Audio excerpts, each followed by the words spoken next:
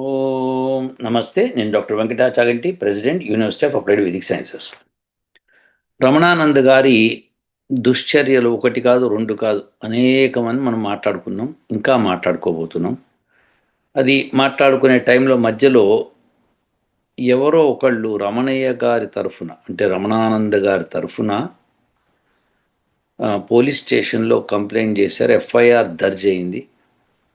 ఎవరెవరి మీద అని చెప్పి ఒక లిస్ట్ చదివారు. ఆ లిస్ట్లో నా పేరు కూడా ఉంది అని స్పష్టమవుతోంది. అది ఎఫ్ఐఆర్ ఏంటంటే ఏదో మరి ఏ సెక్షన్ల కింద చేశారు ఏమిటి అన్నది కూడా చక్కగా వివరించడానికి మనకి మన భారతదేశంలో ఎవరైతే వీడియోలు చేస్తున్నారో మతోన్మాదంపై రామబాణం అనే ఛానల్ వాళ్ళు చక్కగా దాన్ని ఎక్స్పోజ్ చేశారు.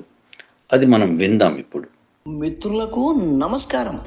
మిత్రులారా, రామబాణం మీద కేసు పడింది. రేపో మాపో రామబాణాన్ని అరెస్టు చేసి పారేస్తారు. ఆ ఎఫ్ఐఆర్ చూసిన తర్వాత నాకు అర్థమైంది ఏమిటి అంటే గనక రామబాణానికి 12 ఏళ్ళో 14 ఏళ్ళో 16 ఏళ్ళో 24 ఏళ్ళో యావజ్జీవిత కారాగార శిక్ష పడే అవకాశం మొండిగా కనబడుతుంది. వాడెవడో వి బలరామ్ అట. వాడికి నాకు ఏం ప్రాబ్లం ఉందో తెలియదు. వాడు నా మీద కంప్లైంట్ చేశాడు. పోలీసులు ఆ కంప్లైంట్ను రిజిస్టర్ చేశారు. ఆ బలరాం అనే వ్యక్తి శివశక్తి షిరిడి సాయి అనుగ్రహ మహాపీఠం అనే దానికి జాయింట్ సెక్రటరీ అట. మహాపీఠం అనే దాని పేరు కూడా నాకేం అర్థం తెలియట్లేదు. ఎందుకంటే సాయిబాబా వారికి శివుడితోటి శక్తితోటి సంబంధం ఏంటి? ఇక్కడ లెటర్ ప్యాడ్ మీద ఓ పక్కన సాయిబాబా వారి బొమ్మ ఉంది, రెండో పక్కన ఎవరితో తలకాయ ఉంది. బహుశా ఆయనే వి బలరాం అనుకుంటాను. అయితే ఎట్టకు నా మీద ఎఫ్ఐఆర్ పడిపోయింది కాబట్టి ఒక్కసారి ఆ ఎఫ్ఐఆర్ చదువుకుని ఆ ఎస్హెచ్ఓ గారికి మనం రిప్రజెంటేషన్ పెట్టేసుకుందాం, వినతులు సమర్పించేసుకుందాం. ఓకేనా? నాతో పాటు మీరు కూడా ఎఫ్ఐఆర్ చదువుతారా? మహారాజశ్రీ యాదాద్రి భువనగిరి జిల్లా భువనగిరి రూరల్ పిఎస్ ఎస్హెచ్ఓ గారికి మతోన్మాదంపై రామబాణం అను యూట్యూబ్ ఛానల్ అయిన నేను వంగి వంగి నమస్కరించుకొనుచు. అంటే మా చిన్నప్పుడు ఒక ఆయన పిటిషన్ రాసేవాడు, ఆయన ఇలాగే రాసేవాడు అండి, అందుకే అలా రాస్తున్నాను. వంగి వంగి నమస్కరించుకొనుచు, అయ్యా నా మీద తమ ఘనమైన పోలీస్ స్టేషన్ నందు, ఈ ఘనమైన అనే పదం కూడా అతను ఇలాగే వాడేవాడండి, అందుకే వాడుతున్నాను. తమ ఘనమైన పోలీస్ స్టేషన్ యందు బిఎన్ఎస్ 196, 299, 352 సెక్షన్ల కింద ఎఫ్ఐఆర్ నెంబర్ 214 ఆఫ్ 2026గా ఒక కేసు నమోదు అయి ఉన్నది అని నాకు సమాచారము అందినది. అయ్యా, ఆ ఎఫ్ఐఆర్ చూడగానే నాకు కొద్దిగా భయము ఆనందాశ్చర్యములు కూడా కలిగినవి. భయం అన్న పదానికి కారణం చెప్పక్కర్లా. పోలీస్ కేసు అంటే ఎవరికైనా భయం కలుగుతుంది. నేను అతీతుణ్ణి కాదు సార్. ఆశ్చర్యం ఎందుకు అంటే కనుక ఆ కేసులో నాతో పాటు 9 మంది వేద పండితులను కూడా చేర్చారు. ఆనందం ఎందుకు అంటే కానీకి దికానా లేని నన్ను తీసుకెళ్ళి మహా వేద పండితుల సరసన కూర్చోబెట్టారంటే అది నాకు ఆనందమే కదా. ఇందులో నాతో పాటు మీరు ఎటువంటి వారిని పెట్టారంటే లలిత్ కృష్ణ శాస్త్రి గారు, ఆయన వేద పండితులు. లలిత్ కుమార్ గారు, ఈయన వేద పండితులు కాదు కానీ వేద విజ్ఞానవేత్తే, నో డౌట్. ఇంకా శ్రీకాంత్ శర్మ గారు, వెంకట చాగంటి గారు, అపరాజిత కౌండిన్య గారు, సుబ్రహ్మణ్యం గారు, భాస్కర్ కిల్లి గారు, సంతోష్ కుమార్ ఘనాపతి గారు, దువ్వాడ శివప్రసాద్ గారు వంటి వారిని కూడా చేర్చారు. మీరు ఒకటి గమనించాలి, ఆ కేసులో నన్ను పెట్టిన వారు ఒక ఉద్దేశంతో నన్ను ఆ కేసులో ఇరికించి ఉంటారు. ఎందుకు అంటే నాలాంటి నిరక్షర కుక్షిని తీసుకువచ్చి అటువంటి ఘనపాఠ్యాల సరసన కూర్చోపెట్టడము అంటే వారిని అవమానించడమే. అంటే వారి స్థాయిని దిగజార్చి అవమానించడం కోసం ఈ కేసులో నన్ను వారి పక్కన కూర్చోబెట్టారేమో అనుకుంటున్నాను. నేను అనుకుంటున్నాను సుమా. అయ్యా, ఆ ఎఫ్ఐఆర్ చూస్తూ ఉంటే ఈ కంప్లైంట్ చేసిన ఆసామి పేరు వంకాయల బలరాం అని. ఆయన పోలీస్ స్టేషన్కు 15 కిలోమీటర్ల దూరంలో నివసించుచున్నాడని, ఆయన జూన్ 18వ తారీఖు సాయంత్రం 5 గంటలకు తన గ్రామంలో బయలుదేరి, ఎందుకంటే ఆ టైం దాకా జరిగిన నేరాలు అన్నాడు కాబట్టి అతను ఆ టైంకు బయలుదేరి ఉండాలి. అంటే అతను తన నివాసం నుంచి బయలుదేరే వరకు జరిగిన నేరాల గురించి చెప్పాడు కాబట్టి ఆ టైంలోనే బయలుదేరాడు అనుకుంటున్నాం. పైగా అతను 5 గంటల 30 నిమిషాలకు తమ స్టేషన్కి చేరాడు. అంటే ఆ టైంలో అతను 15 కిలోమీటర్లు ప్రయాణం చేసి మీ దగ్గరకు వచ్చాడన్నమాట. ఆయన మీ స్టేషన్కు వచ్చిన వెంటనే 5:30కు ఆ కంప్లైంట్ మీ చేతిలో పెట్టారు. మీరు కూడా 5:30కే, అంటే కనీసం ఆ కంప్లైంట్లో ఏమున్నవి obligated to register an FIR if the complaint discloses a cognizable offense. ఎవరన్నా కనుక కంప్లైంట్ చేయడానికి వచ్చి కాగ్నిజబుల్ ఆఫెన్స్ జరిగింది అని చెప్తే తప్పకుండా రిజిస్టర్ చేయవలసిందే, ఒక ఫ్రీ కాపీ ఇవ్వవలసిందే. ఒకవేళ మేము చెయ్యము అని అంటే అప్పుడు వాళ్ళ మీద సూపరింటెండెంట్కి మనం కంప్లైంట్ ఇస్తే ఆ సూపరింటెండెంట్ గారు వెంటనే రిజిస్టర్ చేయమని చెప్పి పోలీసులకి ఆర్డర్ ఇస్తారు అన్నమాట. మ్యాజిస్ట్రేట్, జాయింట్ మ్యాజిస్ట్రేట్ ఆయన కూడా ఇవ్వచ్చు. సో ఇలా జరుగుతుంది. సో ఇది ప్రొసీజర్. సో ఇప్పుడు ఎఫ్ఐఆర్ దర్జ్ అయిందండి. సో ఎవరెవరి మీద దర్జ్ అయిందో చూశారు మీరు. అయితే దాని గురించి మతోన్మాదంపై రామబాణం గారు ఏమన్నారో మళ్ళీ ఒకసారి విందాం, ఆ కంటిన్యూయేషన్లో అన్నమాట. No case alleging promotion of enmity, intentional insult, public mischief, threat to public order or sedition shall be registered unless there exists prima facie material disclosing incitement to violence, hatred or public disorder. అవన్నీ వివరంగా చెప్పడం ఎందుకు కానీ speech related media పోస్టుల వ్యవహారంలో సరైన నేరపూరిత కార్యక్రమాల ఆధారాలు లేకపోతే ఏ విధమైన కేసు రిజిస్టర్ చెయ్యకూడదు. అంటే వారు ఏవైతే లింకులు ఇచ్చారో ఆ లింకులు చూసి అందులో నేరపూరిత ప్రేరేపిత విషయాలు ఏమైనా ఉన్నవా అన్నది కన్ఫర్మ్ చేసుకుని అప్పుడు కేసు రిజిస్టర్ చెయ్యాలి. కానీ మీరు నా మీద కేసు రిజిస్టర్ చేసేశారు. ఇట్లా ప్రైమా ఫేసి ఏది లేకుండా కేసు రిజిస్టర్ చేయడం అన్నది చట్ట వ్యతిరేక చర్య అవుతుంది, చట్ట ఉల్లంఘన అవుతుంది. అంతేనా అంటే అంతేకాదండి అయ్యా, ఇంకా ఉందండి అయ్యా. భారత రాజ్యాంగంలోని ఆర్టికల్ 19(1)(a) ఏదైతే చెబుతుందో దానిని తూచా పాటించవలసిన అవసరం ఉంది. హార్ష్ గాను, అఫెన్సివ్ గాను, క్రిటికల్ గాను ఎనాలిసిస్ చేయబడ్డ స్పీచ్లు ఉంటాయి కదా, అటువంటి వాటి విషయంలో పోలీసులు ఆటోమేటిక్గా కేసులు నమోదు చేయకూడదు. సమాజ భద్రతకు భంగం కల్పించేటువంటి నేరపూరిత, ఉద్రేకపూరిత ప్రసంగాలు ఉన్నప్పుడే అక్కడ కేసులను రిజిస్టర్ చెయ్యాలి. అది చట్టం. ఇక్కడ ఇంకో ముఖ్యమైన విషయం ఉంది, వెరిఫికేషన్ ఆఫ్ లోకస్ స్టాండీ. అంటే ఒక వ్యక్తి ఏదైనా కంప్లైంట్ పెడుతున్నాడు అంటే ఆ కంప్లైంట్ డిఫామేషన్ వంటి విషయాల మీద అయితే ఆ కంప్లైంట్ పెట్టడానికి అతనికి అధికారం ఉందా లేదా అన్నది వెరిఫై చేసుకోవాలి. ఎస్హెచ్ఓ గారు, మీరు ఈ విషయంలో ఆ వెరిఫికేషన్ చేసుకున్నారా? అటువంటి వ్యవహారాలలో సంబంధం లేని థర్డ్ పార్టీల నుంచి కంప్లైంట్లు తీసుకోకూడదు. అట్లా ఎవరి నుంచైనా కంప్లైంట్లు తీసుకోవచ్చు అంటే అది కాగ్నిజబుల్ అఫెన్స్ అయి ఉండాలి. కానీ ఇవి కాదు కదా. నాకు తెలిసి ఇదే కేసులో A2 అయినటువంటి లలిత్ కుమార్ అనే ఆసామి మీద, అంటే నా కో అక్యూజ్డ్ అనమాట, ఆయన మీద ఓ 4-5 కేసుల్ని ఈ వంకాయల బలరాం అనే వ్యక్తి కంప్లైంట్ల మీద మీరు రిజిస్టర్ చేసినట్లుగా తెలుస్తుంది. అటు క్లియర్గా స్పష్టంగా ఉంది మన దానిలో. ఏమనుంది? No case alleging promotion of enmity, intentional insult, okay, public mischief, threat to public order or sedition shall be registered unless the exist prima facie material disclosing incitement to violence, hatred or public disorder. So మనకి అక్కడ violence జరగాలి. ఇది పైన మిస్చీవ్ చేసి threat to public order అవన్నీ చేస్తే violence జరిగి ఉండాలి అక్కడ ఇండియాలో. ఎవరన్నా మీరు ఒక యూట్యూబ్ వీడియో చేశారు, దాని మూలంగా అక్కడ ఏదైనా వాయిలెన్స్ జరిగి ఉండాలి. అంటే ఏంటి? హింస జరిగి ఉండాలి. హింస జరగకపోతే మీకు దానికి సంబంధం లేదన్నమాట. ఒకవేళ అలా హింస జరగకుండా మీరే రాసేశారనుకోండి హింస జరిగింది అని, అప్పుడు దానికి మీరు సాక్ష్యం చూపించాలి. సాక్ష్యం లేకుండా మీరు ఏం చేయలేరు. ఎందుకంటే హింస జరిగింది అన్న విషయం న్యూస్ పేపర్లలో వస్తుంది, న్యూస్ ఛానల్లో వస్తుంది. ఎక్కడ ఒక్క న్యూస్ పేపర్లో కానీ ఒక్క న్యూస్ ఛానల్లో కానీ ఇలా వైలెన్స్ జరిగింది వీళ్ళు చెప్పిన దాని మూలంగా అని ఎక్కడా రాలేనప్పుడు మీరు ఎఫ్ఐఆర్ ఎట్లా దర్జ్ చేస్తారు, ఎట్లా రిజిస్టర్ చేస్తారు? చేయకూడదు. పోలీసులు అలాంటి పని చేయకూడదు. సో అది తప్పు అవుతుంది. ఇది మీరు బాగా జ్ఞాపకం పెట్టుకోండి. ఎట్టి పరిస్థితుల్లోనూ ఈ విషయాల్లో యూట్యూబ్లో ఎవరైనా వీడియో చేస్తే దాని మూలంగా మా మనోభావాలు దెబ్బతిన్నాయని కంప్లైంట్ చేసుకోవచ్చు డెఫినెట్గా. దానికి తగ్గట్టుగా వాళ్ళు వీళ్ళు మాట్లాడుకోవచ్చు. ఒకవేళ నిజంగానే మనోభావాలు దెబ్బతిన్నాయి అంటే కనుక ఆటోమేటిక్గా దానికి మనము ఆ, మాట్లాడుకొని దానికి కంపన్సేషన్, సారీ ఇలా చేయడం తప్పు అని వీళ్ళు చెప్పడము, లేదా వాళ్ళు కంప్లైంట్ ఇచ్చినందుకు వాళ్ళు సారీ ఇలా చేయకుండా ఉండాల్సింది అని వాళ్ళు చెప్పడము, కూర్చొని మాట్లాడుకొని పోలీసులు సెటిల్ చేస్తారు అనమాట. కోర్టు దాకా వెళ్లకుండా కోర్టు బయట సెటిల్మెంట్ చేయొచ్చు. ఇది జరుగుతుంది.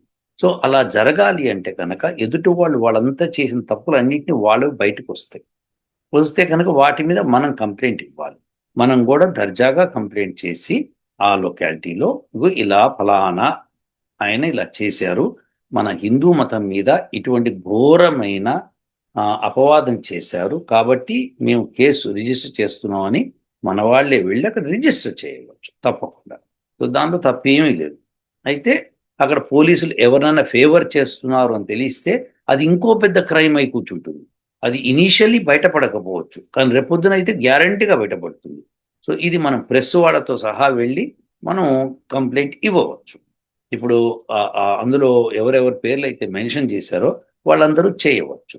సో మరి వెంకటాచాగంటి గారు మీకేం ఇబ్బంది లేదా అంటే, నాకు అసలు ఇబ్బందే లేదండి. ఆయన ఎఫ్ఐఆర్ రిజిస్టర్ చేస్తే నాకు చాలా హ్యాపీగా ఉంది. ఎందుకంటే మనని పట్టించుకుంటున్నాడు, వినిపిస్తున్నాడు మనం చెప్పేది. సో వెరీ గుడ్, చేసేసుకొని ఆయన చేసుకో. దాని కోర్టుకు వచ్చినప్పుడు నీ తాట తీసే బాధ్యత నాది. నేనే ఆర్గ్యుమెంట్ చేసి, నాకు లాయర్తో పని లేదు. నేను ఆర్గ్యుమెంట్ చేసి ఆ రమణానంద గారి తాట యాజ్ ఈజ్గా తీసేస్తాను. నేను మళ్ళీ ఎక్కడ ఏమేం తప్పులు చేశాడో శాస్త్రబద్ధంగా నేను నిరూపించి జడ్జి గారు ఒప్పిస్తాను. ఇగో ఈయన ఇలా చేశాడు, మరి దీని మూలంగా ఎంతమంది మనోభావాలు దెబ్బతిన్నాయి అని చెప్పి నిరూపించి అప్పుడు ఆయన చేసిన తప్పులన్నింటినీ బయట పెట్టిస్తాను. ఆయనకి చాలా నష్టం జరుగుతుంది. రమణానంద గారు ఇలాంటి పనులు మీరు చేయకూడదు, ఇవన్నీ మీకు చాలా కష్టం తెచ్చిపెడతాయి. ఏదో మేమేదో బావు అని అనుకుని ఊరుకోండి, అయిపోయి మీరు మార్చుకోండి, గబగబా మెథడాలజీ మార్చేసేయండి. ఇప్పుడు ఎప్పుడు కూడా మన శత్రువుల నుంచి అనుకునే వాళ్ళతో మీరు నేర్చుకోవాలి.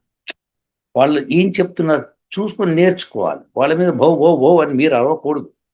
నేర్చుకొని ఆ నేర్చుకున్న దాంతో టాక్టికల్గా మీ యొక్క స్ట్రాటజీ మార్చుకోండి. దాంతో ఏమవుతుందంటే మీ భక్తులుగా ఉంటారు. వీళ్ళు కూడా బౌ అనే వాళ్ళందరూ కూడా అది చూసి అరే రమణానంద గారు అసలు ఎంత మంచి అయినా మనం అనవసరంగా అనుకున్నామే అని అనిపించేటట్టుగా మీరు మారాలి. అది మార్చడం అది చాలా టాక్టికల్గా మార్చుకోండి. నేను చెప్పే కదా, మీకు రోజుకో వేద మంత్రం ఇస్తాను, లేదా 2 రోజులకో లేదా వారానికోటో ఆ వేద మంత్రాల మీద భాష్యం అంతా నేను రాసిస్తాను. దానిలోంచి ఏమేమేమి వస్తాయి ఆధారాలతో సహా మీకు ఇస్తాను. మీరు దాన్ని మీదిగా చెప్పుకొని చక్కగా ప్రచారం చేసుకోవచ్చు. మనకు కావాల్సింది వేద ప్రచారం, కానీ మీ మీద నా మీద ఎలిగేషన్స్ కాదు కదా. రమణానంద గారు చాలా ఈ విధంగా చేయండి. మన భారతదేశానికి, మన అమాయకమైన భారత ప్రజలకి, అందునా తెలుగు ప్రజలకి మీరు చాలా మేలు చేసిన వాళ్ళు అవుతారు. ఇది నా అడ్వైస్ అండి. తప్పకుండా ఆ విషయం మీరు పాటిస్తారని నేను నమ్ముతున్నాను. సో అలా రామబాణం గారు ఇంకా ఏమన్నారు ఒకసారి విందాం. ఇటువంటి సంబంధం లేని థర్డ్ పార్టీల నుంచి కంప్లైంట్లు తీసుకోకూడదు అన్న విషయం ఎక్కడో ఎలిమెంటరీ స్కూల్ గేట్ దగ్గర ఇంటర్వెల్ టైంలో ఐస్ ఫ్రూట్లు అమ్ముకునే అలాంటోడికే తెలిసినప్పుడు నిత్యము అవే కేసుల్లో కొట్టుమెట్టాడుతుంటే మీకు తెలియకపోవడం అంటే ఆశ్చర్యంగా ఉంది. ఏంట్రా ఆశ్చర్యపోయేది ఏముంది? ఇక్కడ చూడు, మన ఢిల్లీ హైకోర్టు మొన్న 8/6/26 అంటే మొన్నే 15 రోజుల క్రితం ఆర్డర్లు ఇచ్చింది. ఏమని ఇచ్చిందో తెలుసా? ఢిల్లీ హైకోర్టు ఏం ఆర్డర్లు ఇచ్చిందో తెలుసుకునే ముందు మిత్రులకు చిన్న విజ్ఞప్తి. మిత్రులారా, వీడియో కొద్దిగా పెద్దదిగా ఉండవచ్చు, కానీ ఎక్కడా మీకు బోరు కొట్టేలా ఉండదు. మీకు సరైన ఇన్ఫర్మేషనే ఇవ్వడానికి ప్రయత్నిస్తున్నాను. కాబట్టి వీడియో పూర్తిగా చూడండి. వీడియో చూస్తూనే ఒక లైక్ కొట్టండి. వీడియో నచ్చినా నచ్చకపోయినా ఆ విషయం తెలియచేస్తూ కామెంట్ పెట్టండి. అలాగే వీడియో నచ్చితే మీ బంధుమిత్రులందరికీ ఈ వీడియోని షేర్ చేయండి. మన ఛానల్ని ఇంకా సబ్స్క్రైబ్ చేసి ఉండకపోతే వెంటనే సబ్స్క్రైబ్ చేయండి. ఇక మ్యాటర్లోకి వెళ్ళిపోదామా? ఢిల్లీ హైకోర్టు ఏమని ఆర్డర్లు ఇచ్చిందంటే, intermediaries cannot remain silent spectators and wait for the directions from the court. అంటే ఇంటర్మీడియరీస్ కోర్టు నుంచి డైరెక్షన్లు వచ్చేదాకా సినిమా చూస్తున్నట్టు చూస్తూ ఊరుకోనక్కర్లేదట. అటువంటి ఇన్ఫర్మేషనో వీడియోయో లింకో ఏదైనా అక్కడ ఉన్నట్టు గమనించినట్లయితే ఇంటర్మీడియరీ రెస్పాన్సిబిలిటీ ఏంటంటే వాటిని వెంటనే తొలగించడం. ఐటీ యాక్ట్ 2000లోని సెక్షన్ 79(3) కింద అది ఇంటర్మీడియరీల బాధ్యత అని చెప్తుంది. ఆ హైకోర్టు ఉత్తర్వుల ప్రకారము తాను ఈ కంప్లైంట్ ఇవ్వడానికి ఎలిజిబుల్ కాబట్టి కంప్లైంట్ చేస్తున్నాను అని ఆయన ఎవరు వంకాయల బలరాం గారు చెప్తున్నారు. ఆయన చెప్పారు కాబట్టి ఆయనకి లోకల్ స్టాండీ ఉంది అని మీరు నమ్మారు. కానీ ఇక్కడ మీరు ఒక్కటి గమనించాలి, ఐటీ యాక్ట్ ఏం చెప్తుంది? ఇంటర్మీడియరీ ఇమ్మీడియట్గా అటువంటి వీడియోలను సమాచారాన్ని తొలగించాలి, అది ఇంటర్మీడియరీ బాధ్యత అని చెప్తుంది. అంతేగాని పోలీస్ కంప్లైంట్ ఇమ్మలేదు కదా. మరి బలరాం గారు వచ్చి పోలీస్ కంప్లైంట్ ఇవ్వడం ఏంటి? ఆ వీడియోలను యూట్యూబ్లోంచి తొలగించవలసిన బాధ్యత ఆయనదే కదా. ఎందుకంటే ఆయన ఇంటర్మీడియరీ కదా. మరి ఆయన తొలగించకుండా మీ దగ్గరికి రావడం ఏంటండి? ఎంతకీ మీ వంకాయల బలరాం గారు ఇంటర్మీడియరేనా? అసలు ఇంటర్మీడియరీ ఐటీ యాక్ట్ ప్రకారం ఇంటర్మీడియరీ అంటే ఎవరు? And intermediary under the IT act 2000 refers to any entity that receives, stores or transmits electronic records on behalf of another person or provides services with respect to those records. They are legally recognized as the middlemen of the internet. Their core characteristics and legal implications under Indian law include. అంటే intermediaries అంటే ఎవరు? ఒకరి తరఫున వీడియోలు లేకపోతే డాక్యుమెంట్లు maintain చేసేవాళ్ళు, దాచి వాటిని ప్రసారం చేయడం కానీ కీప్ చేయడం కానీ చేసేవాళ్ళు. అంటే ఎవరన్నమాట? మన ఇండియాలో ఫేస్బుక్, యూట్యూబ్, వాట్సప్, ఇన్స్టాగ్రామ్ అలాంటివి అన్నమాట. నా తరఫున వీడియోని యూట్యూబ్ అక్కడ స్టోర్ చేస్తుంది, 10 మందికి ప్రసారం చేస్తుంది. కాబట్టి అది ఇంటర్మీడియరీ అంటే యూట్యూబ్, ఫేస్బుక్ను. అంతేగాని ఆ వంకాయలు అమ్ముకునేవాడిని నాలాగా సంతలో జీళ్ళు అమ్ముకునేవాడు కాదు. పోనీ మీరు అన్నట్టుగా ఈ ఢిల్లీ హైకోర్టు ఉత్తర్వులు ఉన్నాయి కదా 8వ తారీఖు, అది నిజము, దాని ప్రకారమే మీరు తీసుకున్నారు అని చెప్దామనుకున్నా ఈ 8వ తారీఖు కంటే ముందే మీరు లలిత్ కుమార్ గారి మీద కేసు బుక్ చేశారు, ఈయన పెట్టిన కంప్లైంట్ మీద. మరి అప్పుడు ఈ కాగితం లేకుండా ఏ ఆధారంతో మీరు చేశారు?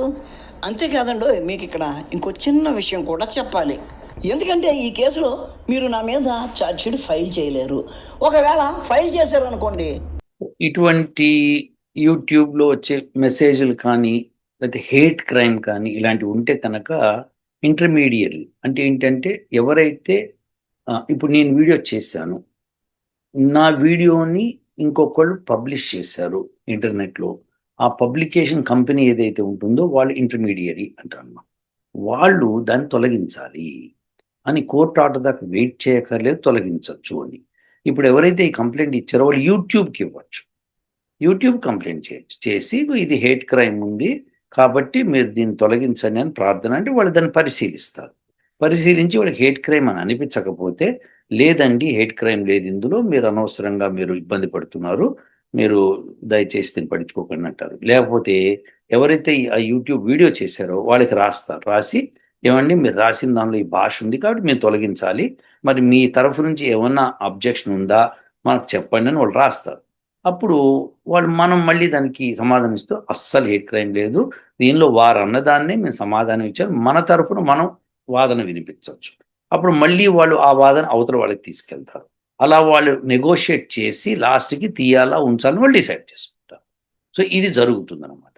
సో ఇలా కాకుండా నేను కంప్లైంట్ ఇచ్చేశాను కాబట్టి నువ్వు యాక్షన్ తీసుకోవాలి అంటే, పోలీసు వాళ్ళు కూడా యాక్షన్ తీసుకోవాలంటే ఏదన్నా క్రైమ్ జరిగి ఉండాలి. అక్కడ క్రైమ్ జరిగినట్టుగా ఏం లేదు అక్కడ.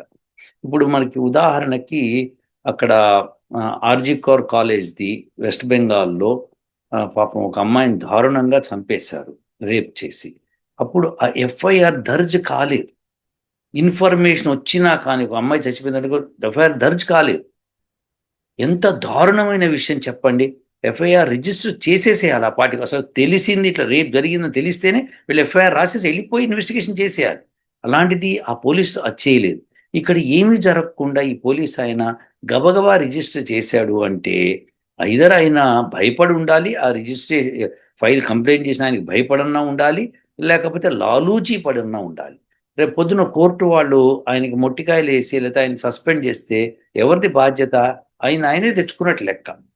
సో దీని మీద ఈ ఎఫ్ఐఆర్ మీద మనం కంప్లైంట్ చేసి ఇగో ఈయన తప్పుడుగా ఎఫ్ఐఆర్ కంప్లైంట్ చేశాడని చెప్పి మనం కేసు పెట్టవచ్చు, ఈజీగా గెలుస్తాం కూడా. ఎందుకంటే ఎక్కడ ఏ హేట్ క్రైమ్ జరగలేదు, ఎక్కడ వాయిలెన్స్ జరగలేదు, ఎక్కడ ఏమీ జరగలేదు. అలాంటప్పుడు అలాంటి విషయాల్ని పోలీసులు కన్సిడర్ కూడా చేయకూడదు. అలాంటి చేయకుండా వాళ్ళ పని కూడా అది కూడా కాదు వాళ్ళ పని.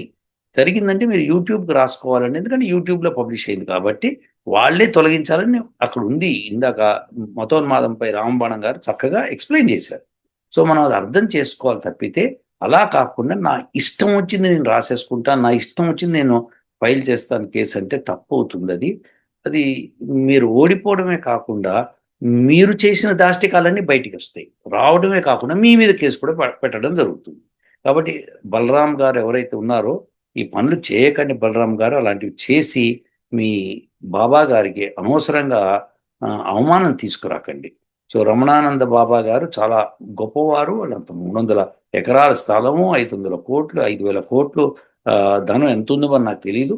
సో అంత ధనవంతుడు, బుద్ధిమంతుడు, అందరినీ మంచి మార్గం నడిపించాలనుకుంటున్నాడు, భక్తిలో ఇలా ముంచి తీసుకెళ్లాలనుకుంటున్నాడు. అలాంటి ఆయన్ని మీరు అనవసరంగా వీధికి ఎక్కిస్తున్నారు. అట్లనే రమణానంద గారు మీకు సలహా, మీరు మటుకు వేదంలో ఉన్నవి చెప్పండి. మీ మీద ఎవ్వరు ఒక్కళ్ళు మాట్లాడు. అంతేకాదు ఈ పీఠాధిపతులు అందరూ కూడా అబ్బా నేను చేయలేని పని ఆయన చేస్తున్నాడని చెప్పి మిమ్మల్ని మెచ్చుకుంటారు. సో దయచేసి మీరు ఆ పని చేయండి, వేదంలో ఉన్నది చెప్పండి, మాట్లాడండి, వేదంలో వాటిని డిస్కస్ చేయండి. ఎవరన్నా వస్తే కనుక డిస్కషన్కి ఇది కాదు ఇది అని అంటే అలా కాదు ఇలా అని చెప్పి మీరు చెప్పండి. చక్కగా మీకు సపోర్ట్గా మేమంతా ఉంటాము. రమణానంద్ గారు మీరు ఆ పని చేయాలండి. ఇలాంటి పనులకు పూనుకోకండి. ఓకే, ఇప్పుడు నా మీద కంప్లైంట్ ఇవ్వటం కానీ ఇంకోళ్ళ మీద కంప్లైంట్ ఇవ్వటం కానీ అలాంటివన్నీ చేసి వ్యర్థం. అవి యూట్యూబ్కి చేయండి, చేయవలసింది అది ఫస్ట్. యూట్యూబ్ చేసి ఇలా జరిగింది అని అప్పుడు మీ ఈ వీడియోల మీద కూడా యూట్యూబ్కి కంప్లైంట్ వెళ్తుంది అనమాట. వెళ్ళినప్పుడు మీ యూట్యూబ్లో ఉన్న వీడియోలు అన్నీ పోతాయి. మీరు ఇంకా యూట్యూబ్లో పబ్లికేషన్ లేకుండా చేసుకునే పరిస్థితి తెచ్చుకోకండి. సో దయచేసి రమణానంద్ గారు మంచి వ్యాపారం చేస్తున్నారు, మంచి మార్గంలో నడిపించే ప్రయత్నం చేస్తున్నారు జనాల్ని. వేదాన్ని ఆధారంగా చేసుకుని వెళ్ళండి, ఇది నా సలహా. సో ఇది కాకుండా ఇంకొక పాయింట్ ఏంటంటే నేను సీసా అంటే షిరిడి సాయిబాబాని సీసా అన్నానని చెప్పి చాలామంది ఫీల్ అవుతున్నారని ఒక ఆయన నాకు చిన్న వీడియో చేసి పెట్టాడు. ఏమంటే మీరు ఇంత చక్కగా మాకు చెప్తున్నారు, మరి సీసా అని ఎందుకు అంటున్నారండి, అది మాకు బాధ కలిగిస్తోంది అన్నారు. నిజమండి ఆ మాట. సీసా అని మీకు బాధ అవుతోందంటే చాలా చోట్ల బాధపడాల్సి వస్తుంది. మనం ఇప్పుడు ఆర్కే బీచ్ అంటాం, చెన్నైలో ఉంది, అది రామకృష్ణ బీచ్. అది సో ఆర్కే బీచ్ ఏంటి మరి, షార్ట్ ఫామ్లో చెప్తారండి. అలాంటి చాలా షార్ట్ ఫామ్స్ ఉన్నాయన్నమాట. ఎన్నో ఎన్నో, ఒకటి కాదు రెండు కాదు, చాలా ఉన్నాయన్నమాట. సో వరం అంటాం అనమాట, అంటే ఇంద్రవరం. సో ఇంద్రుడిని కూడా అందులో ఇంక్లూడ్ చేస్తాం అనమాట. సో ఇలాంటి కాకుండా ఇంకా మీరు షార్ట్ ఫామ్స్ ఎన్నో ఉన్నాయి. మన ఆంధ్రాలో తెలంగాణలో చూడండి, చాలా షార్ట్ ఫామ్స్ ఉంటాయి. జనరల్గా షార్ట్ ఫామ్స్ పెట్టుకుంటారు అనమాట, ఎందుకంటే ఈజీగా అర్థమవుతుంది మనకి. అది టిటిడి అంటాం, తిరుమల తిరుపతి దేవస్థానం. తిరుమల ఎస్విబిసి అంటే శ్రీ వెంకటేశ్వర బాలాజీ కార్పొరేషన్ అనేది పెట్టుకుంటారు. మరి శ్రీ వెంకటేశ్వర బాలాజీ కార్పొరేషన్ అనేది ఎస్విబిసి అని పెట్టుకుంటున్నారు. మనం ఏం చేస్తాం చెప్పండి మీరు? అదేంటంటే అందరికి అర్థం అవుతుంది, ఎస్విబిసి అని చెప్పి ఒక బొమ్మ పెట్టేస్తారు అక్కడ, అదేంటి వెంకటేశ్వర స్వామి, ఓహో శ్రీ వెంకటేశ్వర బాలాజీ కదా అని అర్థమైపోతుంది అనమాట. ఇప్పుడు నేను మాట్లాడి యూట్యూబ్లో నేను షిరిడి సాయి అని చెప్తున్నప్పుడు సీసా అని అన్నప్పుడు వాళ్ళకి షిరిడి సాయి అని అర్థం అవుతుంది. సో నేను అది ముందే చెప్తున్నప్పుడు సీసా అంటే షిరిడి సాయి అని షార్ట్ ఫామ్లో. సో మీరందరూ బాధపడకండి. రాముణ్ణి కృష్ణుణ్ణి అందరినీ మనము చాలా చక్కగా భక్తితో కొలుస్తున్న వాళ్ళం అందరం కూడా వాటిని షార్ట్ ఫామ్లో పెట్టుకుంటాం. షార్ట్ ఫామ్లో పెట్టుకొని మనం వెళ్ళిపోతూ ఉంటాం. అయితే పెట్టుకోవాల్సిన అవసరం లేదు. ఇప్పుడు చాగంటి కోటేశ్వరరావు గారు ఉన్నారు, ఆయన చాగంటి చాగంటి అని పిలుస్తుంటారు మీరు. సో ఆయన యాక్చువల్లీ కోటేశ్వరరావు ఆయన పేరు అది, ఇంటి పేరు చాగంటి, మీరు చాగంటి అంటున్నారు. మరి చాగంటి అంటే చాలామంది చాగంటి ఉంటారు. సో మీరు అన్నారు అన్నప్పుడు ఫేమస్గా అని మీకు చెప్పారు అనుకోండి. అలానే మీ సీసా చాలా ఫేమస్ కదా, సో బాధపడకూడదు. అది కాకుండా ఇప్పుడు మనకి గుంటూరులో చాగంటి సోమయాజులు అని ఉండేవారు. ఆయన చాసో చాసో అంటుంటారు ఆయన. మరి ఆయన చాలా పండితుడు, పెద్ద ఆ, కవి, అవన్నీ ఉన్నాయి కాబట్టి ఆయన్ని చాగంటి సోమయాజులు చాసో. సో అలానే మనకి విరసం, విప్లవ రచయితల సంఘం, అరసం, అభ్యుదయ రచయితల సంఘం. ఇలా మనకేంటంటే షార్ట్ ఫామ్స్ ఉంటాయి. మనం ఆ ఫామ్స్ని అవమానపరిచినట్టు కాదు, అది గుర్తుపెట్టుకున్నట్టుగా ఈజీగా, పెద్దగా చదవకుండా. ఇప్పుడు మనం ఇప్పుడు సాయిబాబా అన్నాం, ఏ సాయి అని అడుగుతారు. అన్నప్పుడు పుట్టపర్తి అంటాం అనుకోండి, అది అవమానపరిచినట్టు కాదు. అయితే షిరిడి అన్నాం అనుకోండి, అవమానపరిచినట్టు కాదు. అదేంటంటే వాళ్ళకి అక్కడ ఉన్నారు కదా అని ఉద్దేశం అన్నమాట. లేదు, ఫుల్ ఫామ్లో చెప్పుకోవాలంటే చెప్పుకోవచ్చు. ఇప్పుడు మరి ఫుల్ ఫామ్లో చేయాలంటే షిరిడి సాయినాథ్ మహాప్రభు అనేవో ఉంటాయి మీకు కంటిన్యూటీగా, అవన్నీ చదవాలి. షార్ట్ ఫామ్లో మీరే షిరిడి సాయి అని షార్ట్ ఫామ్ చేసేసారు ఆయన. చేసినప్పుడు మీ ఇంకాస్త కుదించి, జంజీ కదా నేను, అందుకని నేను సీసా అని చెప్పాను అనమాట. సో జంజీలకు మాకు ఈ అలవాటు ఉంటుందని మేమేం చేయలేము అనమాట దానికి. సో అది, అందుకని మీరు ఎవరు బాధపడకండి, ట్రై చేస్తాను ఈసారి కంప్లీట్గా పేరు చెప్పడానికి. కానీ మీరందరూ షార్ట్ చేసిన దాన్ని నేను ఇంకా షార్ట్ చేసుకో. ఇంకా మీకు కుదిరింది షిరిడి సాయి, అందరికీ కుదరాలని ఉంది షిరిడి సాయినాథ్ అని చెప్పి కొంతమంది అంటారు. అవునా, అంటారా లేదా? ఇంకా ఇంకా పేరు ఇంకా పెద్దది ఉంది, ఇంకోటి ఏదో ఉంది. అవునా, అవన్నీ ఉంటాయి. కానీ మనము, మీరు షిరిడి సాయి అన్నారు, నేను సీసా అన్నాను. సో అందుకని మీరేం ఫీల్ అవ్వకండి. అలాంటి వాటిని మనం పట్టించుకోకూడదు. మనం ముఖ్యంగా కంటెంట్ ఏమిటో చూడండి, చేసి చెప్పండి. ట్రై చేస్తాను షిరిడి సాయి అని చెప్పడానికి ప్రయత్నం చేస్తాం. మరి సాయి బాబా అనాలా, సాయి దాకా వదిలిపెట్టాలా, షిరిడి సాయినాథ్ బాబా అనాలా, ఏదో కూడా మీరు డిసైడ్ చేయాలి. అప్పుడు నేను అంటమే కాదు, మీ ప్రతి భక్తుడు అది అనాలి. సో ఇది వెరీ ఇంపార్టెంట్ అన్నమాట. కొంతమంది సాయి బాబా అని అంటూ ఉంటారు, కొంతమంది షిరిడి సాయి అంటుంటారు, కొంతమంది షిరిడి సాయి బాబా అంటూ ఉంటారు. సో ఈ బాబాని తీసేస్తే మరి అవమానకరమా కాదా, ఇది కూడా ఆలోచించండి. ఇలాంటివన్నీ ఆలోచించుకొని నాకు ఒక మెసేజ్ పెట్టండి. తప్పకుండా నేను ట్రై చేస్తాను. మీ మనోభావాలు దెబ్బతీయడానికి కాదు, జ్ఞానం ఏది అని చెప్పడానికి ప్రయత్నం చేస్తున్నాను. వేదమే మనకి పరమ ప్రమాణం చెప్పే ప్రయత్నం నేను చేస్తున్నాను. ఎందుకంటే వేదమే పరమ ప్రమాణం. వేదమే లేనిదే పురాణాలు లేవు, శాస్త్రాలు లేవు, ఈ బాబాలు లేవు. For sure. ఎందుకంటే ఇప్పుడు మన దేశంలో పట్టించుకున్నట్టుగా వేరే దేశాల్లో బాబాలు లేరు కదా. సో ఇది విశేషం. అందుకని దయచేసి అర్థం చేసుకోండి. ఆ పోలీస్ పర్సన్ ఎవరైతే ఇన్స్పెక్టర్ ఉన్నారో ఆ యొక్క పోలీస్ స్టేషన్కి, ఆయనకి నా విజ్ఞప్తి ఏమిటంటే, నాయన దయచేసి ఇలాంటివి చేయకండి. ఏదన్నా వైలెన్స్ జరిగి మీ ఏరియాలో, మీ పోలీస్ స్టేషన్ పరిధిలో జనాలు కొట్టేసుకున్నారు, లేకపోతే ఆస్తులు ధ్వంసమైనవి, లేకపోతే ఇంకేమన్నా జరిగింది, అదేనా క్రైము, విజిబుల్ క్రైమ్ ఏదైనా ఉందా, అది చూడండి. చూసి దాని ప్రకారం మీరు చేయండి. ఇప్పుడు నేను చేసిన వీడియోని ఇప్పుడు మీరు విన్నారనుకోండి పోలీస్ పర్సన్, అది ఆటోమేటిక్గా దాని ప్రకారం చేసుకోండి. అర్థమైందా అండి? సో అంతేకాని పిచ్చి పిచ్చిగా ఎఫ్ఐఆర్లు ఫైల్ చేయకండి. నేను అక్కడికి వచ్చాను అనుకోండి, వచ్చి కోర్టులో వాదించడం మొదలు పెడితే ఏ టు జీ ప్రతి ఒక్కరిని లైన్లో పెట్టేస్తుంది. ఇది గ్యారంటీ. నా సంగతి మీకు తెలియదు. నేను వాదించేసుకుని, నాకు లాయర్తో పని లేదు, వాదించి మొత్తం అందరినీ లైన్లో పెడతాను. ఎటువంటిది అంటే ఒక్కొక్కడు చేసిన క్రైమ్ ఏంటంటే లైన్లో పెట్టి అన్ని కేసులు నేను కూడా ఫైల్ చేయాల్సి వస్తుంది. ఆ సిచ్యువేషన్ రాకుండా ఉంటుందని నేను భావిస్తున్నాను. ఉంటానండి. ఓ